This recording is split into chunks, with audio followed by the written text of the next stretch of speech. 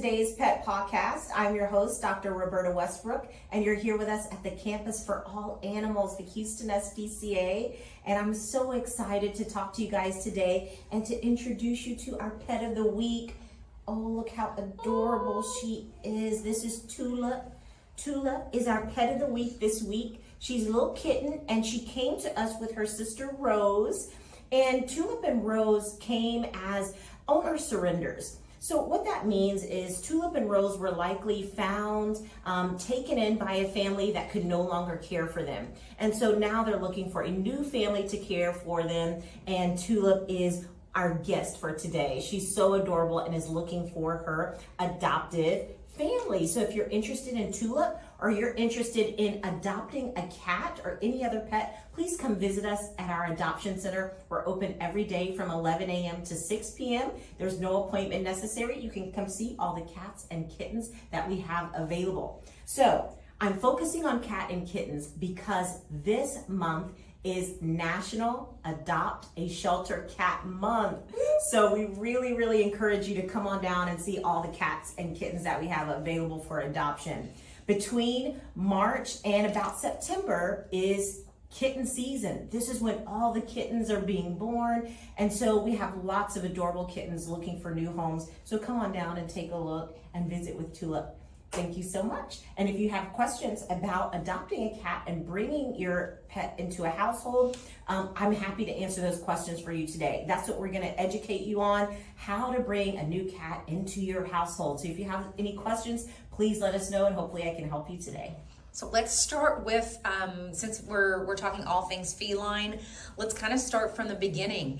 For those who are thinking about adopting a cat or a kitten, kind of walk us through the process and how do I choose? How do I know how do I make the connection? How do I choose? And then we can talk about all the special care that these animals need. Absolutely. So just like when you determine that you want to adopt any pet at all, the first thing I would recommend is that you have a conversation with your family. Make sure everyone is on board about bringing a new pet into the household, particularly bringing a new cat into the household. So you want to talk to all the children and all the adults in the family, because there's a couple things you need to plan for. One, responsibilities. Who are going to be the responsible parties in your household to help care for your new pet, your new cat, or your new kitten? Particularly for cats, the things that you want to be concerned about are feeding and then care of the litter box. So cats need regular meals throughout the day, they need fresh water, and then they also have different bathroom habits than dogs. Cats use a litter box, so you want to make sure that you have someone who is going to be assigned to scoop out the litter box on a daily basis and even change the litter box completely at least once a week. So get with your family and try to determine who's going to have those responsibilities. So let's talk about supplies. We can touch a little more on selection, but what are things that we need to have in our home before we go and adopt? Once we've made that decision, we know we're going to select a special feline. What do we need to do around our house in terms of supplies and also for comfort? That's exactly right. That's the next step. You've determined now that you want to adopt a cat or kitten. Now what supplies do you need, and what type of budget do you want to plan for in order to care for your cat? So cats need supplies as well. You want to consider having a carrier, because it's important to always have a carrier or something that your cat or kitten can travel in if you need to make trips to the veterinarian or maybe to a boarding facility, or you're traveling. You want to make sure that you have a carrier. You also want to make sure that you have a comfortable bed for your cat. Cats love to sleep. As a matter of fact, they can sleep about 16 hours a day. So they need a comfortable sleeping place. Get a nice, comfortable cat bed. And cats love to climb. So a cat tree is also something that you might consider investing in. It gives them multiple levels that they can climb on, that they can interact in, and that they can view their environment from. Then you need some essentials. You need food and water bowls, of course. And even though we don't often take cats on walks, it's still a good idea to have a collar that you can keep on them, maybe with a little bell and an identification tag, or you can take your cat to your veterinarian and get your cat microchipped. But you want to have make sure that you have a collar or some way that you can identify your cat. Some of the things, the common things we see, questions that come into the Houston SPCA about cats and behavior. Sometimes they like to scratch on the furniture. What is that about? Hunting, what is that about? Yes, that's a great point. So if you've never owned a cat, you should be aware of certain cat behaviors that are common and normal, and plan for ways that you can adapt to the cat having those behaviors. One of the things that was mentioned was cat scratching, and it's very common for cats to want to scratch items in their environment. What they're doing is they're essentially marking their territory. And the claws and the foot pads have scent glands in them. So when cats are scratching your furniture, your couch, your curtains, they're not trying to be destructive. They're exhibiting natural cat behavior and they're marking territory. It also helps to keep their claws nice and groomed. So if you want to avoid this, you can certainly talk to your family veterinarian or local groomer about how to reduce the damage to your furniture and your household items if you have a cat or kitten that is doing a lot of scratching or marking. One way that you can help to resolve this is getting one of those cat trees. So as I mentioned, a cat tree usually has like a scratching post somewhere on it. Cats can be attracted to that and they can get that activity out by scratching on the scratching post rather than your furniture. And would you say that cats are more independent than dogs? Some people are kind of surprised by that. Yes, cats do tend to be independent and in the wild can even be solitary.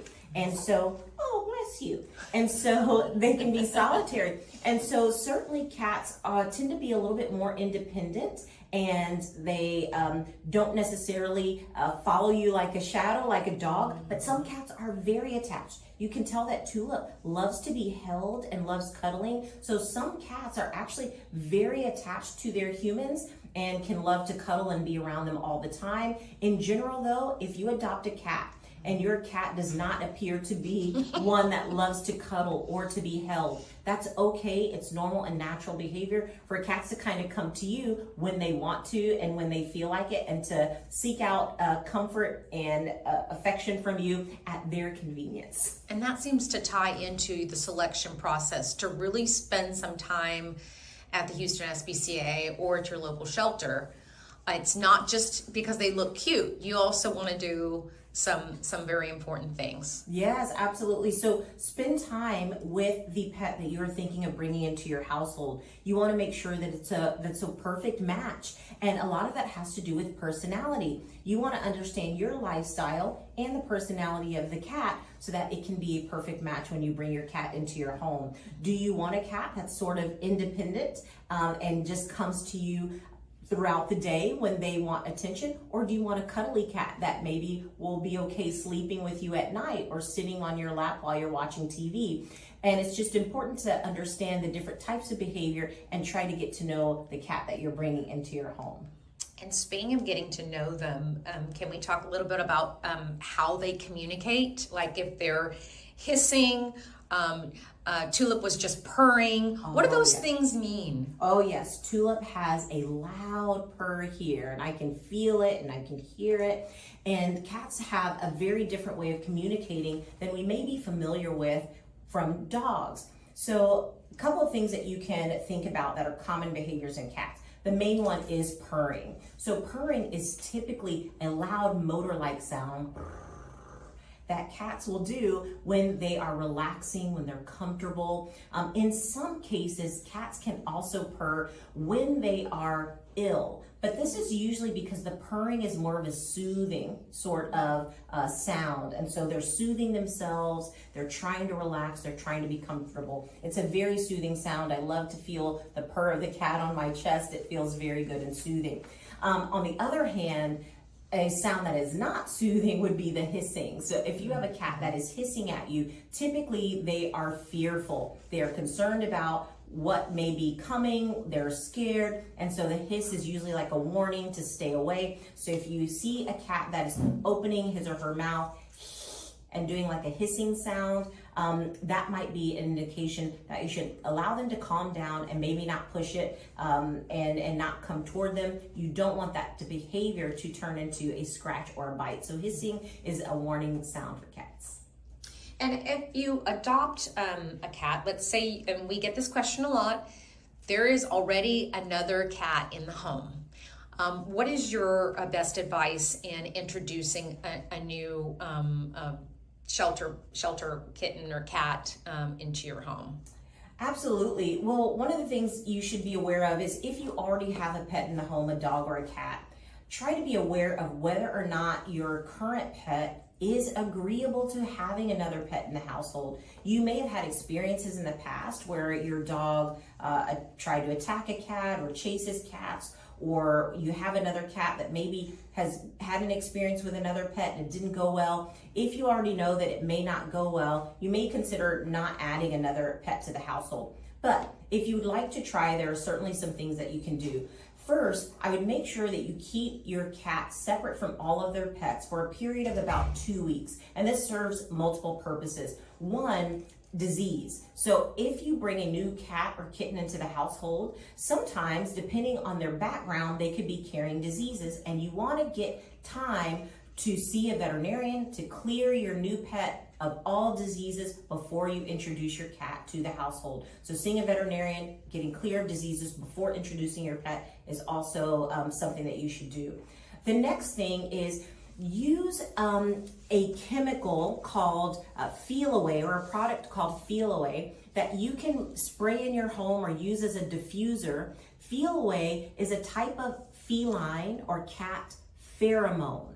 It's essentially a hormone that can be diffused throughout your home. You can't smell it, we can't smell it as humans, but cats can smell it. It's a pheromone, and it can help to calm the cats in your home. It can help give them a sense of peace. And when you're introducing a new cat to the household, Feline can be purchased at your local pet stores. Feline can be very helpful to maintain a peaceful household and keep them comfortable. Another thing that you want to do is make sure that you have space for both cats to retreat from each other if necessary. So cats like to have their own space. That means if you already have one cat, you should make sure that you get an additional litter box, additional food and water bowls, and additional resting spaces for your new cat, so that if they decide that they don't want to be together, that each cat has his or her own resting spot. The rule for litter boxes is to have one litter box per cat plus one. So if you have 2 cats, you need 1 litter box for each cat plus 1. That means 3 litter boxes, and put them in strategic places that are easy for your cat to get to.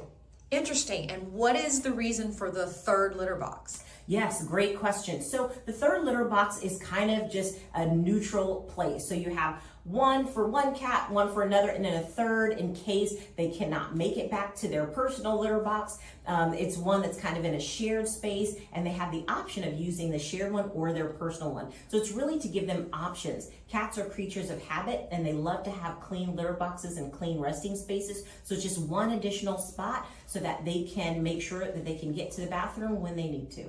That's all great stuff, Dr. Westbrook. You had mentioned that how clean they are, and yes, they seem that way. What are some issues that they have with hairballs? I mean, you hear about the joke about hairballs, but what's up with that? That's exactly right. Cats are clean, and one of the ways that they keep themselves clean is actually just by self-grooming. So cats, one thing that's special about them is that on their tongues, they have these cornified spikes, these spines that are on their tongue, and it's like the bristles of a brush. So when cats are grooming themselves, they're brushing their fur out, and that fur can become ingested and swallowed. Well, sometimes that hair in their digestive tract can form a ball, like a hairball, and they can kind of choke on it. And so you might notice that cats are doing a hacking, trying to hack up a hairball, and they may hack up or vomit a hairball. It's common in cats, and you can purchase medication over the counter at a local pet store to help cure these hairballs and prevent them from forming. There's a tasty medication that you can give them on a daily or weekly basis to help treat the hairballs, help them to digest that fur, and for it not to be a problem. So they actually are very clean. That's one of the benefits of owning a cat, is that they don't need the regular bathing that dogs need. They tend to be very clean, and if they're not going outside very often, usually bathing your cat is not a requirement. And speaking of that grooming, is there ever a time that they need to be groomed, or are they pretty much self-sufficient all the way around? You know, for most cats, they're self-sufficient, but there certainly are times where they need to be groomed. So if you have an indoor-outdoor cat, and maybe they get dirty while they're outside, that might be a good time for you to bathe them. If you have a long-haired cat, so Persian cats, for example, or Maine Coon cats that have very long fur, you may want to brush that fur out on a regular basis to prevent matting. Matting means that the fur gets very tangled, and when it gets very tangled, it can become painful. And so you want to make sure that you're keeping their fur brushed out. Also, obese cats and older cats tend to do less grooming. Obese cats have trouble reaching their back end, and so oftentimes the fur, even in a short-haired cat, if they're obese, can become matted. And older cats tend to sometimes lose their flexibility and their desire to groom. They're older, they're sleeping more, and so grooming just becomes less of a task that they're doing on a daily basis, and it may be important that you help them out by brushing them on a regular basis. So let's talk about nutrition. How often do cats eat? What should they be eating? What things should they not be eating? Because they're not like how the puppy dog eyes and the wanting things off the table, or do cats do that too? Yes, rule number one is cats will certainly beg for food, just like dogs. They tend to be, really good eaters, and they would love to have that table food too. But just like dogs, do not feed your cats table food. You want to make sure that you're feeding them cat-specific diets, and even more specifically, a cat-specific diet that's high in protein. Cats really need protein in their diets. They are carnivorous, they are meat eaters, and you want to make sure that cats are not getting vegetarian type diets. They really need the meat, and it helps them. It has amino acids that are important in heart health and longevity. So make sure that you're feeding them a carnivorous diet. The other thing is that cats tend to be grazers throughout the day. So they like to eat small, frequent meals throughout the day. Typically, the difference is in dogs, we may feed in the morning and at night, or sometimes once a day, but cats tend to like to graze. You may want to make sure that you are measuring the food so that they're not doing too much grazing and getting too much food intake on a regular basis. But measure the food that they're eating and either offer it at small, frequent times throughout the day, or you can put it in an automatic feeder, but you have to make sure that you are measuring the amount that your cat is exposed to each day so that they don't overeat and become overweight. Okay, so this is kind of a newbie question. How do I know that my sweet cat that I just adopted isn't indoor-outdoor cat? Because for me personally, opening up the door and letting one of my pets out the door, that's not a comfort zone for me. How do I know that they're not going to run away? It's kind of a newbie question, but. Yes, no, when you have a new pet, you don't really know their habits, or sometimes you don't know their background, whether they have been an indoor-outdoor pet in the past. I would say it's safest to keep your pet indoors. You don't want to open the door to see what happens and then wind up losing your pet. A safer way to experience this is to have it be in a controlled environment. So in your backyard, for example, if you have a screened in porch where your cat cannot get out, this is a great way to give them exposure to the outdoors without allowing them to just roam free or run, climb a tree, jump a fence, and then they're gone. So a controlled environment like a screened in porch would be a good idea. The second option is a harness that you can put on your cat and attach it to a leash. That way you can allow your cat to explore the outdoors while you still have control of the leash. Some cats are going to be uncomfortable with the harness and the leash at first, but you can slowly get them used to wearing a harness and a leash. This way they can explore the outdoors safely while you still have control over them, and you may get a good idea about what type of cat you have. What personality do they have? Do they want to run and jump and play, and are they going to stay gone, or do they kind of just like to hang out around the house? And our outdoors, and are there any prey that we need to be worried about?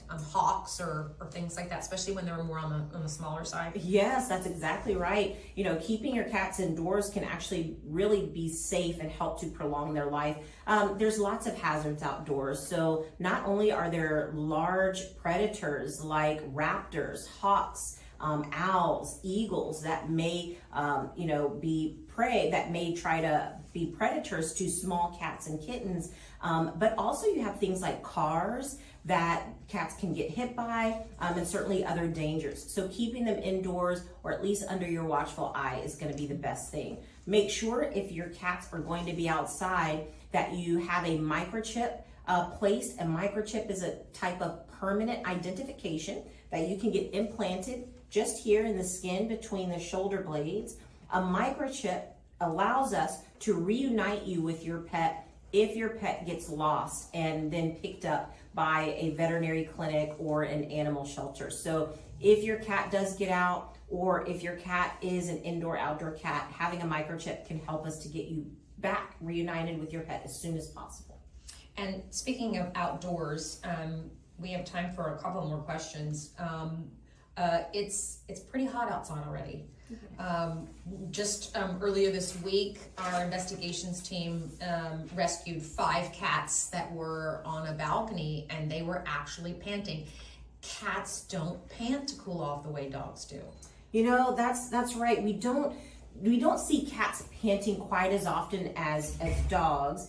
They can pant to cool themselves down, but by the time they're panting, it can be pretty extreme in terms of their heat. And so keeping cats cool in places where they're not going to experience heat exhaustion or heat stroke is important. So keeping them indoors, giving them shade, proper access to cool water is going to be critical. When cats begin to pant, we become very worried about their ability to cool themselves off and their ability to breathe well. And so you don't want to keep your cats outdoors. You want to make sure that they are indoors, or at least where they can get some shade throughout the day. Yeah, that's really important. Thanks for sharing that, Dr. Westbrook. Final section here is going to be about why are vaccines so important to felines? That's also a great question. Cats also need vaccinations. So vaccinations help to prevent those infectious diseases that can cause illness in your pet. So cats, the most common infectious disease that we see in cats coming into the shelter and going into new homes is an upper respiratory infection. It's just like a common cold, but it can cause sneezing and nasal discharge and ocular discharge, and they can feel a little bit crummy. Typically, it gets better in about 10 to 14 days with medication prescribed by your veterinarian, but vaccinations can actually help to prevent this. When you adopt a cat, especially if you adopt a cat from the Houston SPCA, your cat will come updated with vaccinations and deworming, because we also want to make sure that we prevent intestinal parasites in your pets. We will also give your cat flea and tick prevention. And so usually when you're adopting a cat, particularly from your local shelter, they will make sure that your cat is at least current and up to date on all of those items before adoption. Now, you may have to continue these vaccinations and treatments on a monthly basis with your family veterinarian, but we will make sure that when you take your cat home that he or she is current and updated on their preventive medications. Well, we thank you for joining us today and learning all about bringing a cat into your home. We hope that you come on down to our adoption center. We're open every day from 11 a.m. to 6 p.m. and we want to find a home soon. Isn't she adorable? Well, thank you guys for joining us. It's always glad to have you here with us, and we will see you next week on the Pet Podcast.